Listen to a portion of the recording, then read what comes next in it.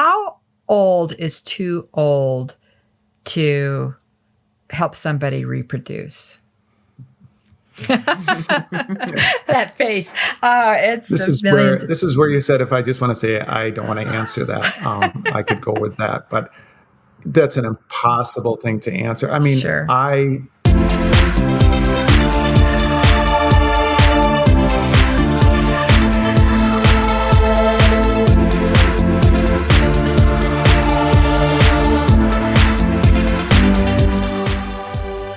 Welcome to It's Not Human Sexuality, the show that goes beyond sexuality to reproductive health.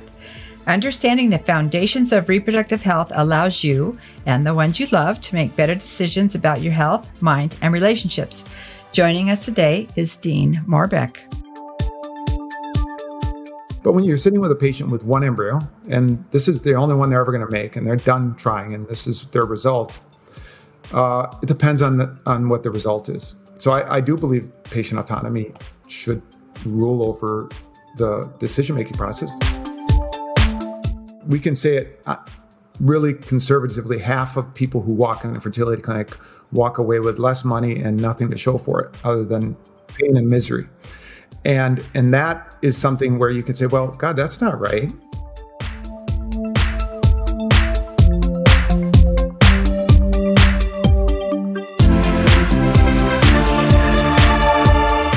I'm Dr. B. And I'm Mandy Johnson, and this is It's Not Human Sexuality. So I'm excited to introduce a good friend and colleague, Dean Morbeck. Dean is Scientific Director at Fertility Associates, New Zealand, Sunford International Fertility Center, Malaysia, and Honorary Lecturer in Obstetrics and Gynecology at the University of Auckland. He is busy, and he really rocks it, right? So also, after getting his PhD in physiology, he undertook 2 research fellowships at the Mayo Clinic in Minnesota in 93 and 95. And since then, he has been both teacher and mentor for numerous graduate students, medical students, residents, and fellows. His research is focused on the quality in the laboratory from culture media, protein and oil, to how embryologists grade and decide to use blastocysts. He has served as laboratory director and consultant for various clinics across the USA, the last 10 years as an associate professor at Mayo before going to New Zealand. It is a pleasure having you here. And I have to tell a little story, though, before we begin, because this is kind of sets the stage of how Dean and I know each other. Okay. Do you remember when we met? 100%.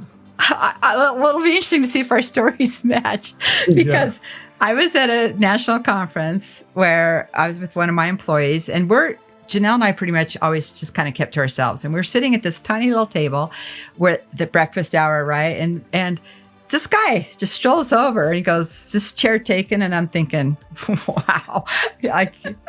I go, "No." So he sits down and he just starts chatting us up. And I'm thinking to myself the whole time he's talking, this guy's got guts, because I do not put off a vibe like, "Please come join me." And anybody who knows me knows that's totally my gig. I'm a forced extrovert. I'm mostly an introvert, which is weird, right? Because people think I'm an extrovert. Yeah. And this guy just sits down and starts talking to us. And I said, I know I'm going to be friends with this guy for a long time. No. Is that how you remember it? Well, not exactly, although, I am a bit of a socializer, and maybe I'm a bit like that cat that finds somebody that probably doesn't want to be talked to or sat next to. And and then I just go ahead and break that down and get to know you. Yeah. That's awesome. So you were president of the, call it the CRB at that time, right? Was that true? Not yet. No, that was just as I started to engage with that in a bigger way, the ABB. So I was just a couple of years at Mayo. Prior to being at Mayo in private practice, I wasn't doing really anything with the ABB or AAB at the time. And then that meeting that I went to, I think I presented something on sperm morphology. And that was the start of getting involved more. That led to becoming the president of the CRB. And then, and then eventually moving on to here. Yeah. Yeah. All right, help a girl out with all these acronyms. Oh God. Yeah. Go ahead. So CRB is the College of Reproductive Biology, which is basically embryologists and andrologists who are part of the certification process through this organization called the American Association of Bioanalysts. Okay. And we're board certified by the American Board of Bioanalysts, which is the ABB. So quite a few acronyms on top of all the industry acronyms we have. Oh, absolutely. Right. Well, good question, because we're going to talk a little bit about what that means to be an embryologist and an andrologist and all of that. But just one last question, though. Why did you choose our table? It must have been the fact that we were just like not socializing. I don't recall, other than obviously you looked like some very interesting people to talk to. Probably was that I needed a spot to sit down, and there maybe that was any other spots too. Yeah, you never know. I think that was it. But everybody else was standing, and he's like, "I'm going to sit down. Well, I have to go with somebody." Yeah. And if I get to go sit down and have a good conversation with interesting people, all the better. Yeah. It was fun though. Janelle and I got a good chuckle out of that. But I was so glad you did, because that started this life, known you for a long time. Lucky me. Yeah. And we've had numerous conversations. So it's been fun. So while you were at Mayo, you were directing there, and you had an IVF lab and all of that, right? Where you were doing all that. And then you got this opportunity to go to New Zealand, and you and I talked about what that looked like. You said it was a 5-year gig and you really wanted to give it a roll. So I'm so curious, because, you've straddled the pond here with respect to abroad and how that's looked at with respect to assisted reproductive technologies, and also being in the United States. Is there one marked difference that plays out in that regard with respect to just how labs are run? Yes, there are quite a number of differences. When you look at the U.S., it's the most unique in the world in that it's very doctor driven. And so the doctors are really, I would say, somewhat micromanagers, very, involved with the whole process. In some cases, totally in the lab as well, in the U.S. In Australia and New Zealand, we function actually as companies. And it's kind of what maybe we're seeing is going to be the future for what's already undertaking in the U.S. with the corporatization of healthcare and IVF in particular. So because it's a company, it means that we've got a corporate structure that says, well, here's how we're going to function. And we've got protocols and rules, and it's not the doctors driving the process. The doctors are part of the process. So it's I find it refreshing from a collaborative sense, because we know that, doctors can be great. Doctors are, often great in terms of how they practice. They may not be great in terms of how they run a business or lead. So it's nice to take that role out and just say, well, doctors do the doctoring part, let embryologists do that part. What we've done even more, though, is because we make it protocols, a lot of the decisions that we make for a cycle, like, should the stimulation dose change? When is the patient ready to be triggered for ovulation and egg retrieval? Those are often very protocol driven, and they're consistent. And it doesn't require someone as an MD to make the decision itself. So we've got those protocols all developed where it's a nurse and an embryologist that every day go through and make all the decisions. If anybody falls outside of a normal range, then the doctor gets asked. So it's actually quite a different approach to practice here than it is in the States on that front. That's interesting. So in vitro fertilization and corporate medicine, for us, what we're seeing is, I'm not corporate. We have a small cryobank. What we're seeing with respect to widespread corporate fertility centers, for us, I feel like is not necessarily a positive thing, but you see it as a positive thing. Well, I'm on the fence with that, because I also can look across what they call the ditch here. So the Tasman Sea, across the ditch to Australia, is where corporate IVF started, really. There's 2 publicly listed companies there that have multinational presence. And they're publicly listed, which is where you take kind of corporate to the next level, because then you've got shareholders to account account for, or to you're responsible to, and that changes how companies practice. Everything. And it's where we could probably have a good discussion for a long time about the role of capitalism in healthcare and whether there should be, publicly owned healthcare companies. That's another debate. I look at it across the way and I see the difference too in Australia is they've got what they call welfare for IVF, where it's almost completely covered, which means it's kind of a commodity. And that means a lot of people get in the game because there's so many patients that can just get free IVF or, really subsidized IVF. They still pay a certain amount, but it's like in the 1,000 instead of 10,000 range. Right. Or more. So because of that model isn't representative. So even though it's corporate there, it's such a different economic situation that it's not one we can compare to for the US, but it still gets back to the same concept I think that you're referring to is when it's corporately driven, if it's a company that is driven at the bottom line, and the bottom line is just dollars and success rates, let's say, we like to have, we function with 3 KPIs. We obviously as a company need to have certain amount of revenue and profit so that we can reinvest and continue to, build a better model. The second one is success rates. We got to be good at what we're doing. But the third is we need to have really satisfied patients. And I actually would prefer to consider them as more of customers and look at it more like a model of, the service industry in general, like with hotels. And that if you want to provide, we can say it really conservatively, half of people who walk in a fertility clinic walk away with less money and nothing to show for it other than pain and misery.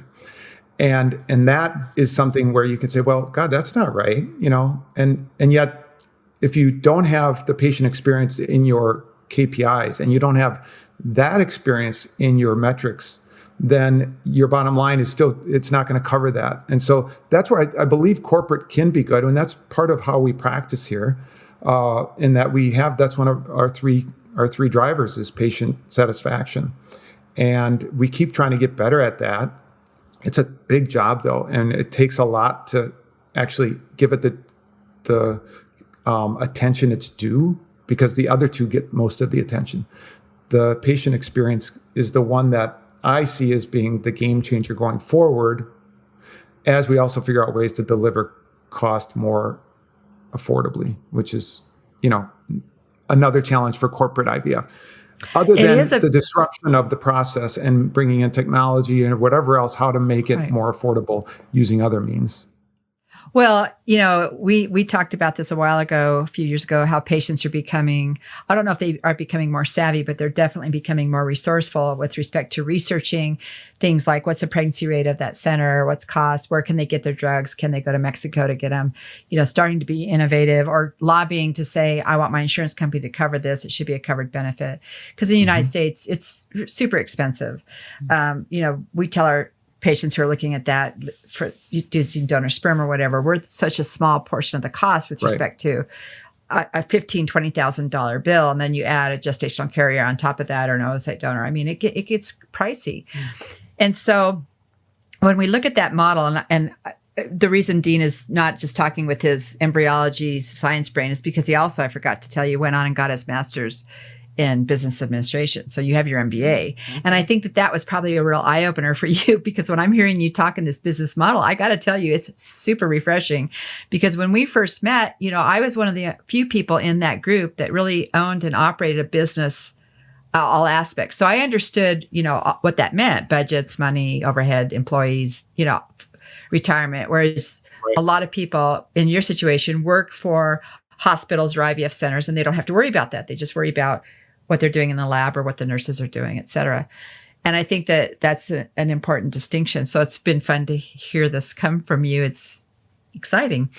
But we're seeing prices coming down though, because I think there's so many centers out there, right? So now we're talking about the price coming down. Are you seeing that happen as well? No. Now there's it's covered. Yeah. Well, no. So here, that's the other. So when we talk about differences, we're really similar to the US, but in a different way. And I don't know what percentage of cycles would be covered by insurance, but it's probably 10 to 20% is maybe, or higher. Here, there's no insurance, but there's a government cover that covers for eligible, they have to meet certain criteria. They get 2 cycles, and it's about 40% of our cycles are thus covered by someone else, not self-pay. So nice. The difference then is, we don't see there's no way to reduce costs the way we currently practice. There are ways to practice differently and reduce costs, and that's what I think is going to happen next in this field. Australia is doing a low-cost model, which is basically an IVF-only model, where you basically go to a place to get IVF, and they've cut it down to bare minimum. It's not necessarily quality IVF, so I've not been a fan of it because it's less stimulation, which can be good, but when you kind of do it blanket and you're still paying a fair amount, they're not, because again, it's subsidized by the government. So it's not a good comparator for the low cost model. Are they not getting the results? Ones in the US, right? They're not getting the results. Okay. Although this is the first year coming up where they're going to have clinic specific reporting. They've never had clinic specific results available, but they've finally been able to get that one across. So another component, I think, that the U.S. has been slow on the uptake with respect to in vitro fertilization and embryo transfer is the number of embryos they transfer, right? Mm. So historically, we've said, put everything back, or, she's 40 years old, let's give her 8 embryos. And we had Octomom and, all of that stuff. And we were really slow to self-regulate, because there's no regulation about that in the United States about you can transfer as many as you want. I don't know if anybody knew that, but there is sort of a self-regulation, and the American Society of Reproductive Medicine, the ASRM recommends, 1 or 2 depending on age and history. But you all have that, it's a regulation, right? Actually, it's about not. How many embryos you can transfer. Yeah. It's a great question. So I don't know the regs. There is something here called the HART Act, so the Human Assisted Reproductive Technology Act from 2004, which covers a lot of this. But because I got here and we transfer only 95% of the time in all patients, regardless of age, and 2, rarely, and 3, incredibly rarely, it's not something that I'm aware of it being a law. What I do know is when the industry here went to try to get more funding from the government, they said, well, we'll do single embryo transfer. So it wasn't exactly a law, but it was an agreement.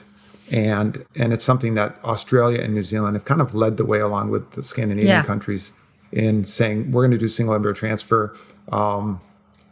Freezing blastocysts is great. It maintains the, viability very well. So there's no reason to put 2 in when you can do 1 and 1.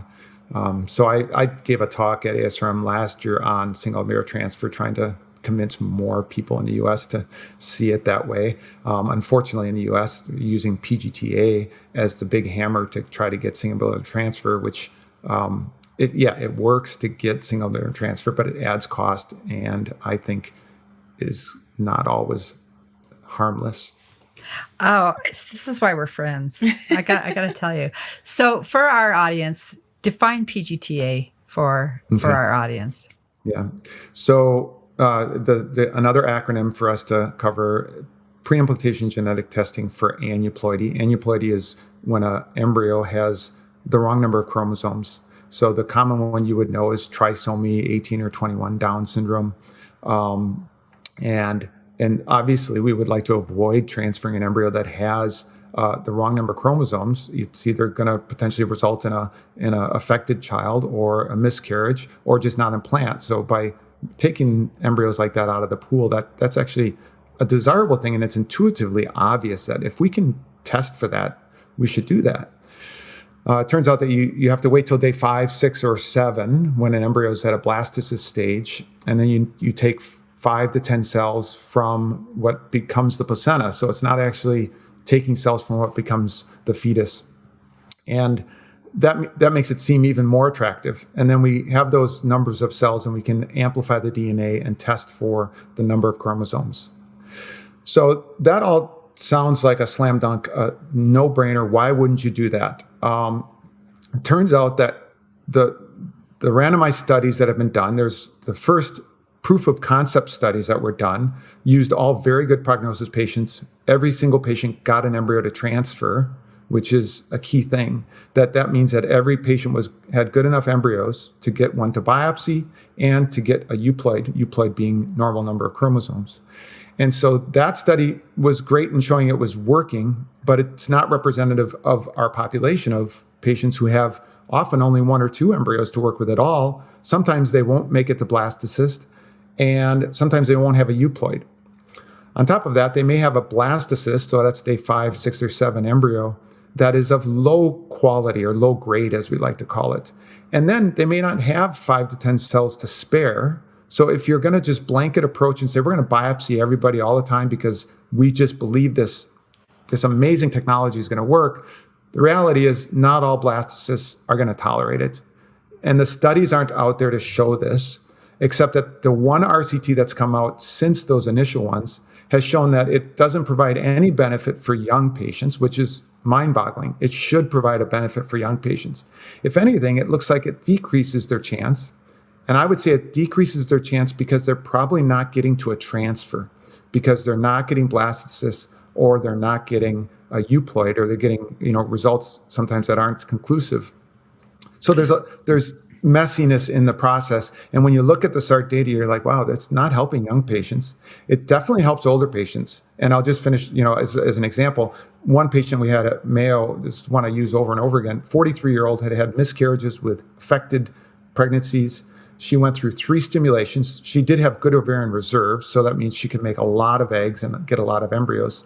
But she got 33 embryos, 33 blastocysts, and she got 2 euploids. And she put back each one individually and got 2 healthy children at 43 and 45 years old. But imagine if she tried to go through all 33 of those embryos, because with only 2 being actually normal. So that's where it's really beneficial. But she's in, we like to talk about different segments of the population. She's like in the 1%. Oh, for sure. 43 with that many eggs. It's unheard of. Yeah, that's unheard of. Plus, also, this type of technology, while it's improving, isn't perfect. And you might have an embryo that is normal, that is classified as abnormal, and is tossed, And so there's this ethical dilemma of patients saying, I don't care, I want you to transfer my non-normal embryo.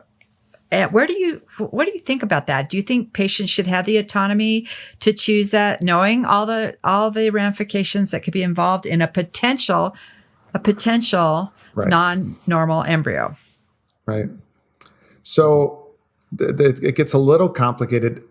I believe the accuracy of the testing when you get a really good result. So when we get a result back, we either get no result because the DNA just didn't amplify or there wasn't DNA. We get a mixed result where it could be mosaic, which mosaic means it's got some cells. The definition of mosaicism, it has some cells that have the right number of chromosomes and some cells that have an error in their chromosome number. But we can't say whether it's actually mosaicism. And so the ASRM has come out at the end of last year with a guidance on mosaics, and actually to call it intermediate copy number, because it's not, we can't say it's mosaicism in a clinical sense. We can say that it's got an intermediate number of copies of chromosomes, and that just confuses doctors and patients alike. But those 100% should be transferred, or obviously the patient has the ability and often will transfer those if that's what they have. When we get into the ones that have a clear, very strong signal that says there was the wrong number of chromosomes, we know that the error rate is very low, but it's not 0. So across the population, because the error rate's so low, you could say, well, we just trust that, we go with it. But when you're sitting with a patient with one embryo, and this is the only one they're ever going to make, and they're done trying, and this is their result, it depends on what the result is. So I do believe patient autonomy should rule over, the decision-making process. As we do in the U.S., we give them that option. We do here as well. So the one thing that I would, if I were to say the one way that people are approaching that, some clinics are saying, well, if there's a monosomy, so it means only one chromosome of a chromosome number 5, 9, whatever, that's not likely to implant, because you don't see monosomies implant and become miscarriages very often, other than maybe 16. And so that means that you could transfer without worrying too much about a risk. Right. And so if it's going to implant, it's probably normal. Otherwise, it won't implant. Yeah, I don't know if a lot of centers in the United States actually are giving patients autonomy to choose if they want to transfer a non-euploid embryo. We hear a lot from patients that they have to really, they're in battles with the center to do that. So I'm not sure if everybody follows your model, which would be ideal if they did, but I don't think they do. I think we always try to subscribe to the model of protecting patients from themselves, or maybe we're doing the right thing, but we all know that we don't know everything. And again, it's all the legalities of it. So there's the legality part, which I think obviously can be covered with informed consent. There's also the reality is that clinics are judged by their success rates. And you can't discount that could be a reason not to transfer some of these. I know of only a handful that actually advocately say, yeah, we'll transfer, a known affected embryo. And I'm guessing it's mostly these monosomies that they would consider. Yeah. So that kind of leads us to another level of ethics that we discuss in this world of infertility and fertility. And that's of how old is too old to help somebody reproduce. That face. This is where you said, if I just want to say I don't want to answer that, I could go with that, but you can. That's an impossible thing to answer. I mean, sure. We struggle with this. I think everybody in this field struggles with it, especially because we see differences in ages. Often older partners, the men are older and the younger wife. There's clearly a risk around pregnancy for women over 50. So that's a threshold that the industry's pretty well on board with. There's clearly a threshold when using their own eggs is not viable. So that's a different story. Once you get to 45, you could start saying it's futile to try with your own eggs. But otherwise, I mean, we've seen 60, 70-year-old men and women become parents through this technology. We also see people do this as singles. There's plenty of single individuals that go through. So that raises the question, well, if a couple has an average age that's not average, but a combined age of no more than 110, that's two 55-year-olds. But once you start seeing a 65-year-old or a 75-year-old, you have that balance to say, well, let's make sure that one of the parents is young enough to be around for that child. So having the interest of the children in place is big. There's another issue around older patients and genetics and potential mutations, and that's a whole. It's still a small relative risk, but it is definitely an increased risk for men that have an increased. But we know that. But we know that. We know this is true for men. This is repeatable data with respect to men over the age of 40 are showing more chromosome breaks, higher risk of ADHD babies, higher risk of schizophrenia trigger, manic depression. There was a higher risk of autism. Is that? And autism. Yeah. This is not folklore. This has been scientifically evaluated, which is interesting because we talk about women saying you're too old to reproduce. And historically, we've always said, well, as long as a man is producing sperm, he can still father pregnancies. And then that always is the question of just because we can, should we, Right.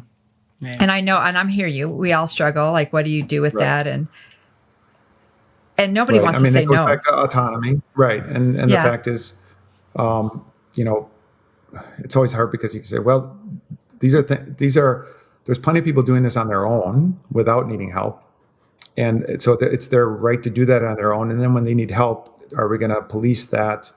I do want to point out with the genetic risk for age, it's not a massive risk. It's an increased relative risk that isn't small. It's not discountable. So we should still be considering it, but it's not like scary risk on a, 10, 20% kind of a, level.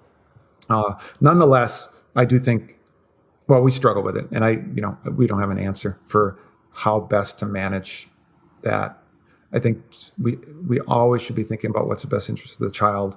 And even though everyone thinks they're going to live forever, as long as there's one parent, since we are very happy with having single parent families, as long as one of those two individuals is young enough to be around for that kid to get to college, that's kind of the limit that I think is reasonable. Yeah. That makes sense. So that makes sense. I mean, it does. But and then you say, well, I could die in a car crash tomorrow, blah, blah, blah, all that stuff. And all those things are true. But we all know that it gets harder as we get older to be around, old, Yeah, the actuarial tables for 70 and 80-year-olds is much different than for car crashes for 30-year-olds. Yes, it is. Absolutely. I hear that. So, in the news, well, we've talked a lot and have exchanged thoughts about how FDA regulates the United States. What is your equivalent? Do you have an equivalent? So New Zealand is basically the size of Colorado in geography and in population. So it's, and we happen to have we've got a strong structure around the regulations for what can be done. We have an ethics committee that it's called ECART. So there's an ethics committee for assisted reproductive technology that actually reviews the more complicated cases when people want to go outside of norms. But when it comes to regulating, when I think of FDA, when you bring that question up, I think of, okay, what are all the testing that needs to be done? What's the questionnaire, the quarantining, all of that? That's actually got very little. That's not regulated here. So it's on our best approach to follow best industry practices around that, and that's how we practice. You probably bring a lot of that though from the United States with your experience. I mean, they already had a lot of it here. Yeah. But we have flexibility. So like when we say, well, actually, 6-month quarantine versus 3-month quarantine for different things, those are things we can flexibly do. We can't. Yeah. No. So let's move on to this new stuff that's been in the media a little bit with the extended tissue culture of embryos in a dish past what originally we were doing or what was considered allowable. What's considered allowable. Yeah. That has lifted. Yeah. And I'm going to be... This is a real hot topic because it talks about culturing, just for our listeners, it talks about taking embryos and culturing them further out to where they might start looking like a fetus, not a human fetus. Like this was done in mice, I think is what, yeah. Well, so it's embryoids is the term that was used because it's actually using stem cells, not taking an actual embryo and growing it out to that place, but actually creating something to grow and to see what does development look like beyond 14 days. And so it offers, some research avenues that is, probably could be quite useful, but opens up ethical questions. Mm-hmm. What are those? And this is where it's an interesting place. So it was just Easter here, and we had in New Zealand, which is rather non-religious as a country, we do have Good Friday and Easter Monday as national holiday.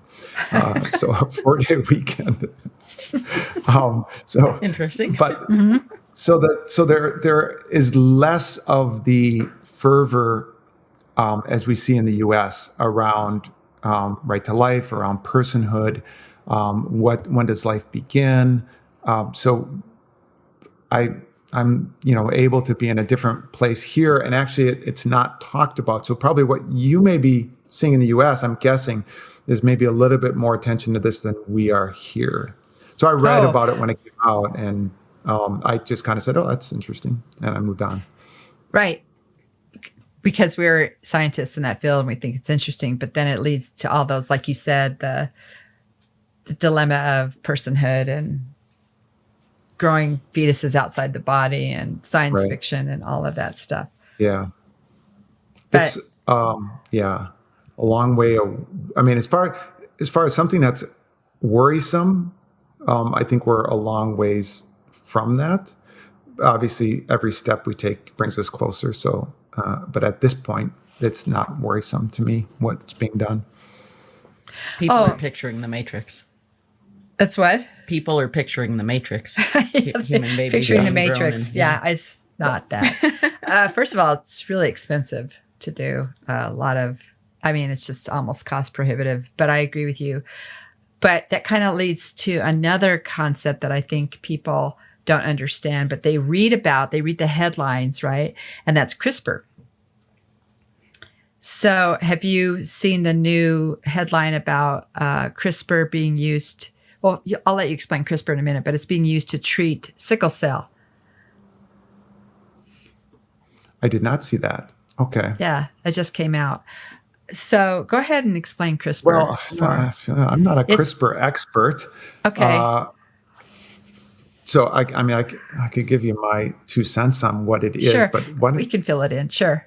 Okay, it's just a genetic modification. So they do it the way I understand it. CRISPR is where they evaluate a gene sequence in an embryo or a fetus, and they go in and they take out the defective read of that gene and they put in the correct read so that embryo is not afflicted with that disease like Tay-Sachs or sickle cell or something like that.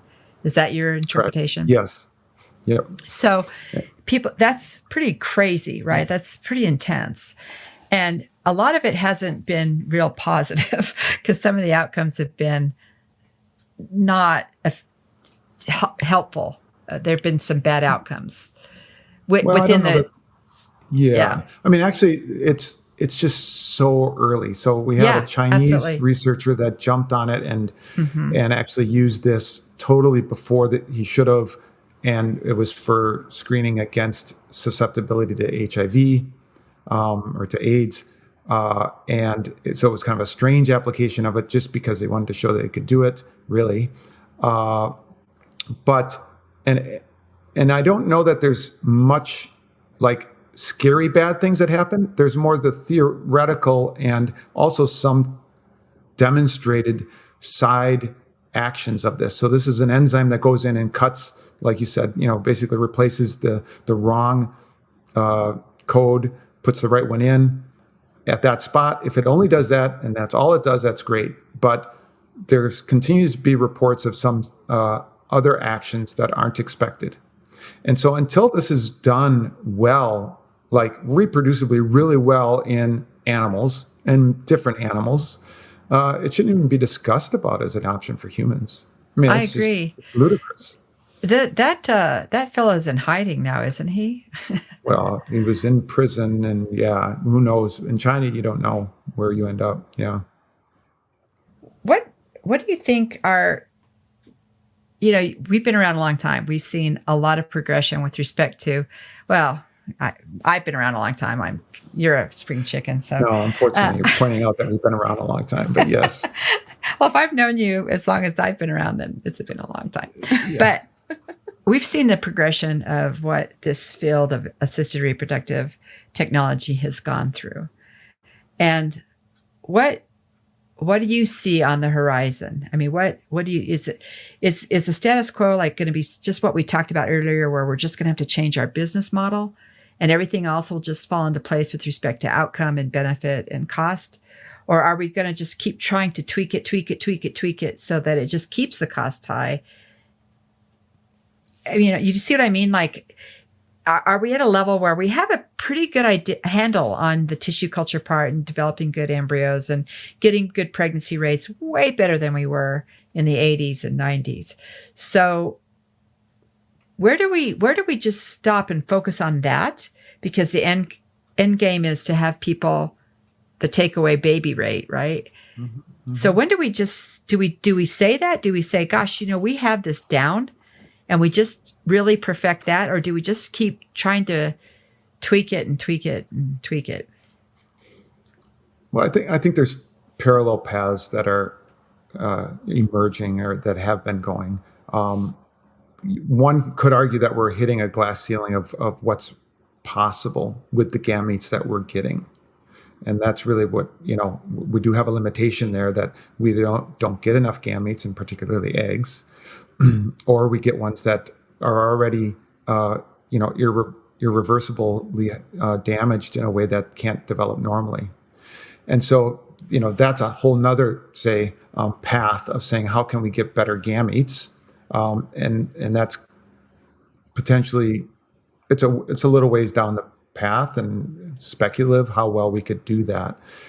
So if we just focus on what patients bring to the table, then we say, well, when you look at under 35-year-olds in the US, it's getting about where 6 to 7 out of 10 go home with a baby, maybe not on the first transfer, but from that one retrieval. 6 is been pretty consistent. 7 is where we're at. Whether we can get to 8, whether we can close that gap completely, or if that's due to the gametes. The other part of it is the dropout rate for patients. There's so many different reasons why patients will continue on. So that 8 out of 10 may have a component that's just the patient split. They've decided it's not worth it. They can't afford it. There's many things. So there's other things that aren't the science that could improve that. And that needs to be worked on. That's, where the glass ceiling hasn't been hit. Older patients, there's this fine line we're walking between, testing and trying to find euploid embryos in cases where they don't have a lot. And then also the finances and the emotional burden of going through multiple cycles. So I think that whole part, the experience, is where we can see gains made. I don't really expect from a, innovation side that we're going to change much in the lab. That we are, as you said, we've got it down pretty well. We might get little bitty increment gains in how good we can, get fertilizations, get blastocysts that are euploid. But that's a pretty robust system now. The next thing that's going to be coming is ways to automate that, and automate it in a way that makes it more affordable and more consistent across all clinics. Because that's the other thing we don't point out, is that unfortunately still there's pretty disparate results across clinics. It's been raised a lot in the last 10 years. Really, in the US, it's come up a lot to where the average is much higher, and most clinics are doing quite well in their outcomes. But there's still low performers, and that's not acceptable. I mean, it's sad that patients, that's where they go, and they don't know that, or maybe that's our only chance, is with a clinic that doesn't do well.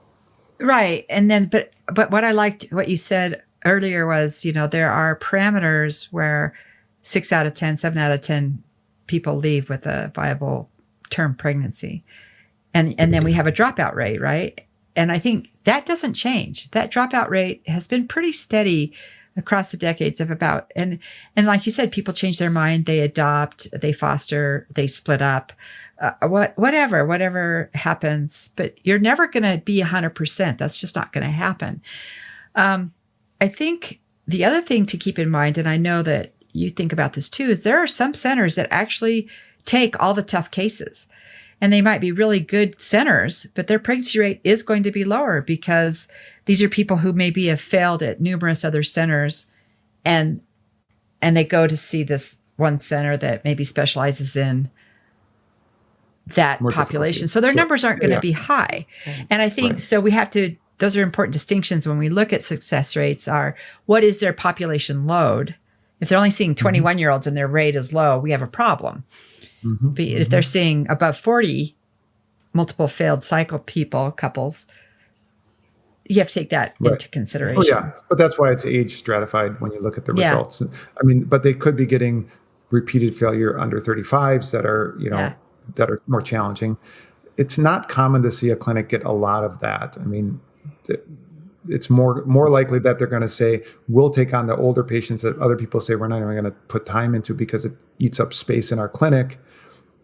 That these patients who've already tried and don't have good reserve and don't have a good chance of making it, they will find a place to go.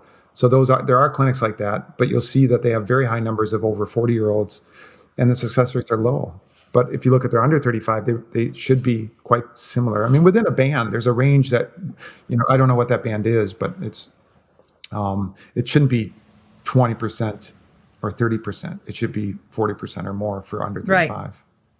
Well, and then I want to end on this because I think this is an important thing that we need to start thinking about, which I've always thought about forever, is you said, how do we make for more fertile or better gametes that walk through the door? And as you know, that big in the news with the male fertility decline and estrogen disruptors. And so when we talk about all of those things, maybe we're looking at the wrong end of the cow to fix, and we should be looking at, epigenetics and diet, exposure, lifestyle. right? Mm-hmm. Mm-hmm. Yeah, there's no doubt that that's a component, and it's just a question of how, accessible our solutions. And how, getting it's, one of the things that I like to promote is personalization through the fertility journey, but it's very different. And maybe with big data, I'm a big fan of machine learning to be able to sort problems that are so complex, that have so many data points. But maybe with that, we could actually figure out a personalized approach to gamete optimization.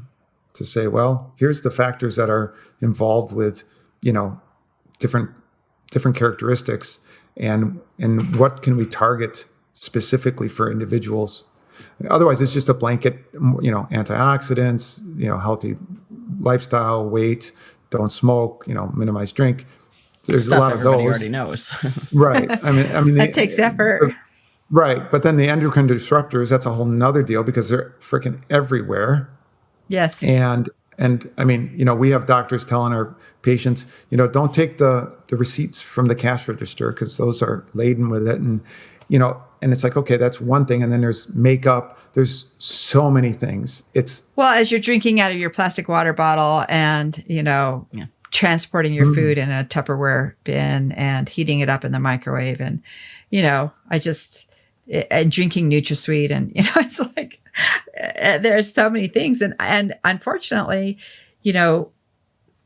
our population that we see, sometimes it's just, they just want that magic pill to make it happen for them. Right. Instead of putting in the work. Like, it took a long time for centers to even address obesity with their patients. They didn't even want to talk about it and say, you should lose some weight first before we do this, because that might help with your PCOS. It wasn't talked about, and I think we lost a lot of ground there. I think we're gaining it back, but being too thin or being too heavy, these can be factors, and so I think what my goal is, and I'm kind of hearing this, we need to treat the patient as a whole and not just as a reproductive center.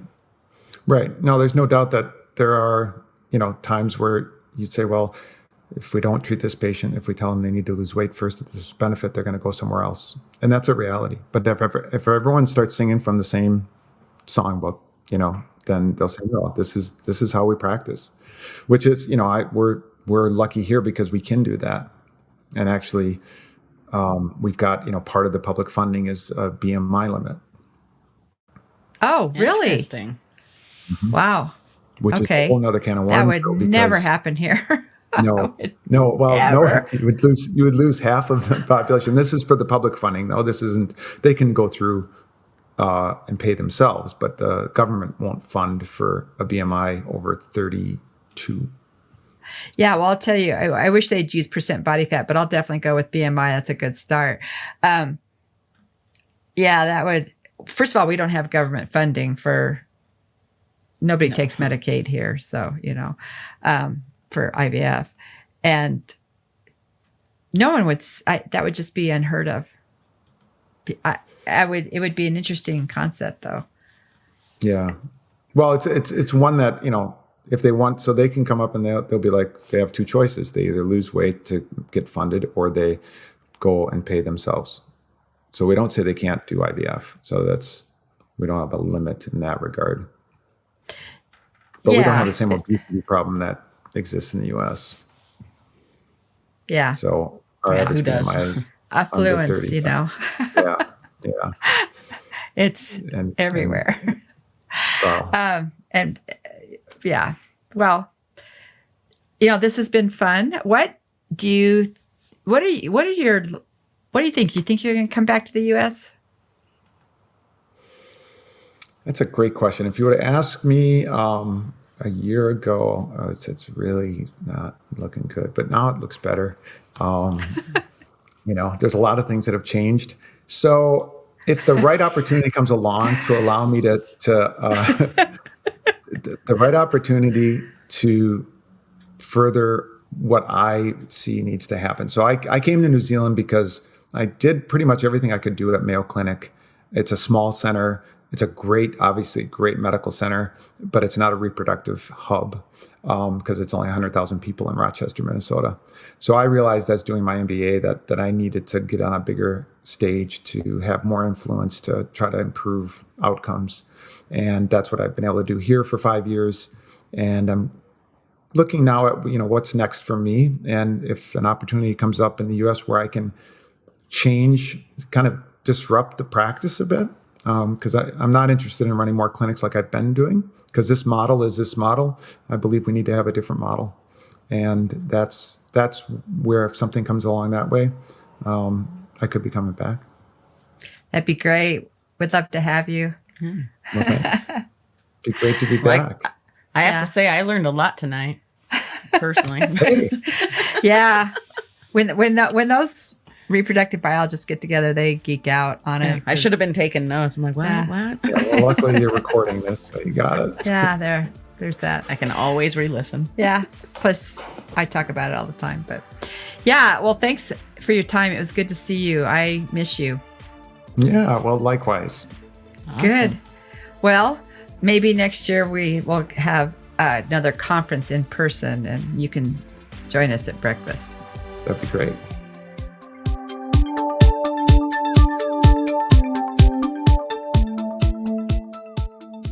Truly, I learned a lot. Like that was, I don't know a lot about IVF and all of that. Your guys' biology world is not stuff I know about. So that was really interesting to learn so much about all the different aspects that go into, helping somebody reproduce. Like I didn't really ever think about the business model or the, the quote unquote politics involved in all of it. And just, there's so much that I would have never thought of. Yeah, there is a lot. And one of the things that Dean didn't really touch on, he touched on it and I knew what he was talking about because I know the difference, but what he was talking about as a collaborative unit in New Zealand, when he gets to make decisions with the nurse in the lab, that's kind of unheard of in the United States. So in the lab, you have the lab. It's what we call the back office and the front office. Front office is all the administrative stuff and money, and back office is the nursing, clinical, laboratory stuff. And then you have the lab. And a lot of times the doctors will change their stimulation protocol, and it can really affect the quality of the eggs or oocytes. So that means the lab then might have a failed cycle. But they don't know that this is what's going on, right? So because they're not all talking. And so I think one of the biggest things that Dean was getting at is this collaborative model where the embryologists have, and they're not actually even referred to as embryologists. I think he told me they're referred to as scientists, which is really cool, right? So there's that kind of that different disconnect in the United States with all the compartmentalization.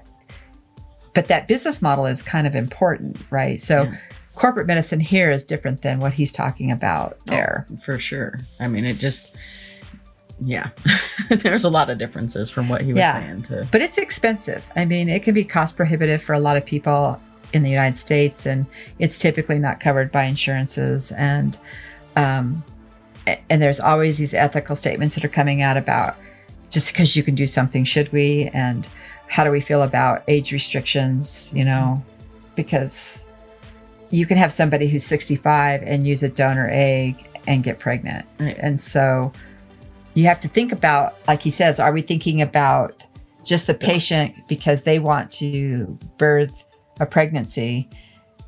What does that mean for the child? I liked what he had to say about, looking at the needs of the child. I mean, is there going to be a parent around to parent that child? I mean, at least until college. But, yeah. I mean, Yeah. I thought that was I can see where that'd be a hard question to answer, but I thought that was a really good way to look at it, at least. Yeah. And I think we have to ask the question, are we allowed to deny people care in this realm? I mean, one of the reasons a lot of insurance companies will deny coverage is because they feel that it's an elective, right? And for some people, having children is not an elective for them. Yeah. It's something that they need to feel completed. And so that's can be very insulting for them, right? To say that this is an elective and you and it's something they feel it's not life threatening. Not having children is not life threatening. No, but it's something they feel they need and want to do. Yeah. Interesting stuff for sure.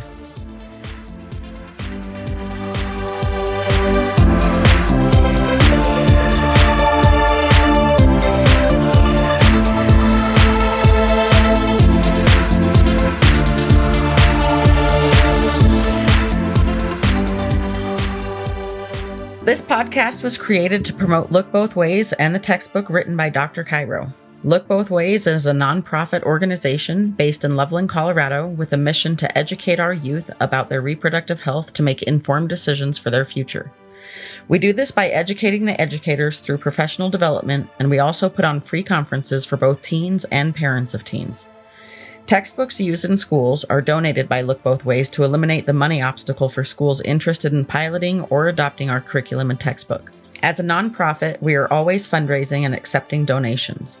For more information about Look Both Ways, our fundraising efforts, getting a textbook donated to you, or to make a donation, please visit us at lookbothways.us. That's LOOKBOTHWAYS.us.